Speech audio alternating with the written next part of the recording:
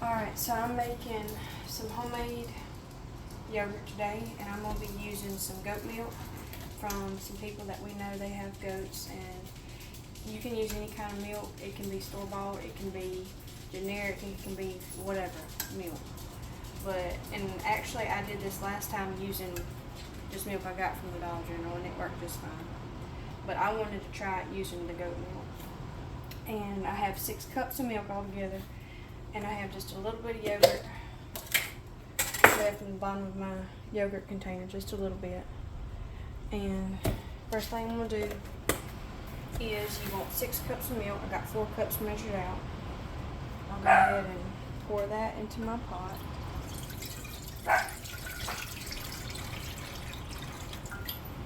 And I want 2 more cups all together. I'll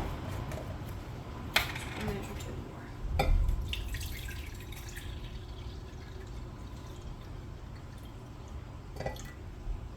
Alright, you're going to heat this up to 185 degrees.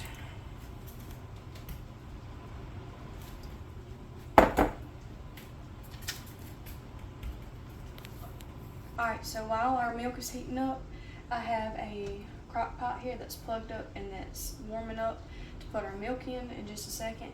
But I'm going to go ahead and turn it off. You want it warmed up but turned off and unplugged. So it's warm to the touch. I'm going to go ahead and unplug it. But this is what you want to put your milk in once it's heated up. And I'll show you what that looks like in a second.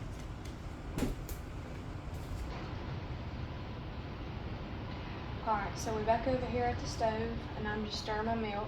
I got it on medium low because you don't want it to boil, you just want to heat it up to 185 or just to bubble. And I'm going to be using a candy thermometer to check my temperature of my milk. And this won't take long, it'll take maybe 5 minutes. Alright, so we ain't got but a couple more minutes left on our timer. And you're going to want to stir your milk mixture almost the whole time you're waiting for it to heat up to 185 degrees.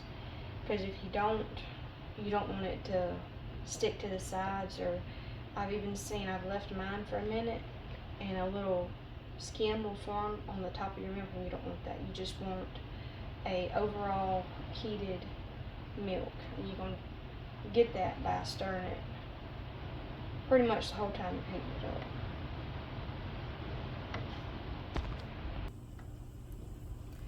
Alright, we're at 185 degrees, and I'm going to go ahead and turn my heat off.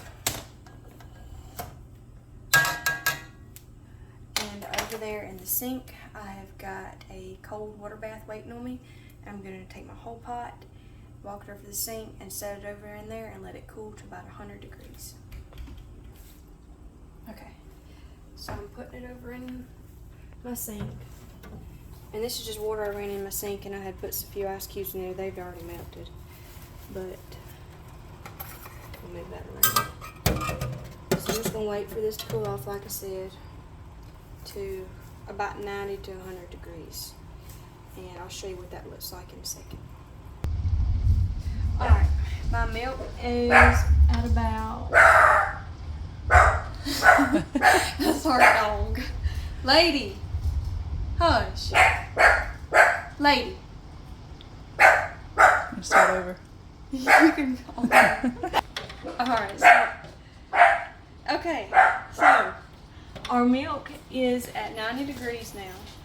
So I'm going to take a cup of it. And the pot's cooled off enough so you can handle it. So I'm taking about a cup of it. Putting it in there. We didn't get quite. Let's take a little bit more. There you go. And I'm just taking it and I'm mixing it in with my yogurt. What was left over in the bottom. And I'm scraping down the sides, getting all that mixed in there.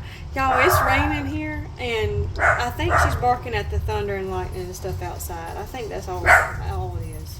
But I do apologize.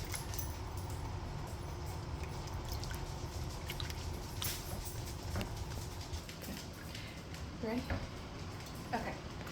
this is my milk that I got left over, and I'm coming over here, and I'm gonna pour this milk into our warmed but turned off and unplugged crock pot.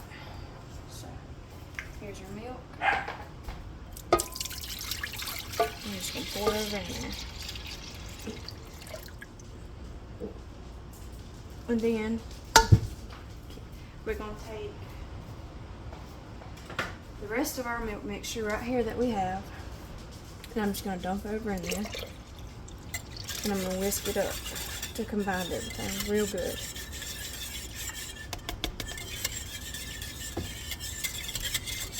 And once you whisk everything in, make sure it's all good and whisked. And I'm gonna take my top, put my top on, and this thing is warm, and I'm just gonna take it, I'm gonna wrap it all up, and once it's wrapped up, just taking it and covering it up. I'm using 2 towels, and it's gonna sit like this for 9 hours on the counter, and I'll show you what it looks like in the morning. Okay, it's been about 9 hours, and here's our crock pot.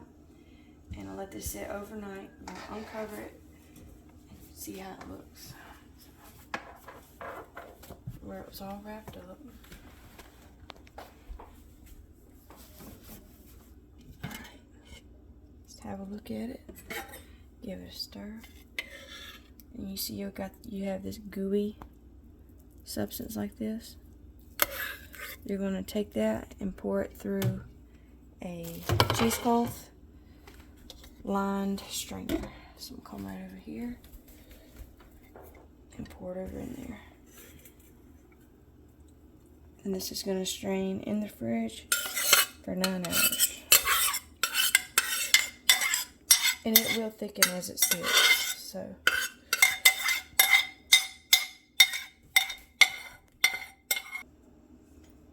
okay, so this is it in our bowl. All I'm doing is taking a towel from the kitchen, draping it over the top of it, and this is going to be put in the refrigerator for about 9 more hours. So go ahead and open the refrigerator, walk it over here, stick it in the refrigerator, and we'll see after 9 hours how it looks. There you go.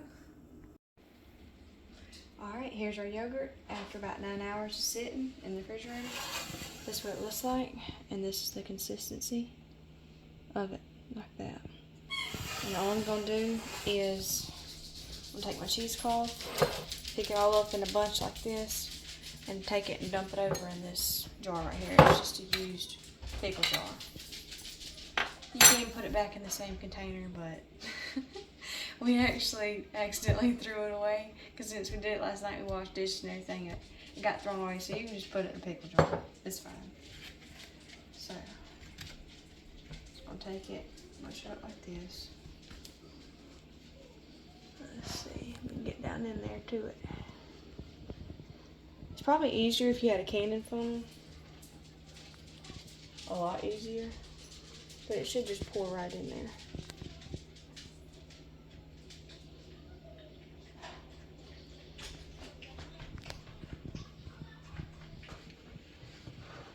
Okay, so a canning funnel would have been way easier. I made a little bit of a mess, but that's fine. I do recommend using a canning funnel. But this is our yogurt right here.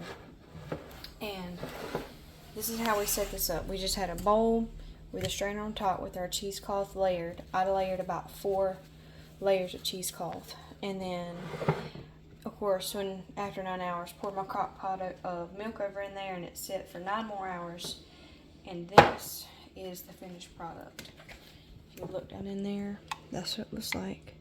It's not real thick.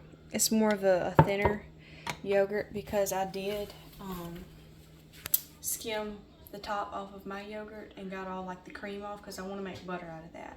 And I will do that in a upcoming video. But your whey, back to this, your whey has settled down in the bottom like that. That's whey off of your milk mixture.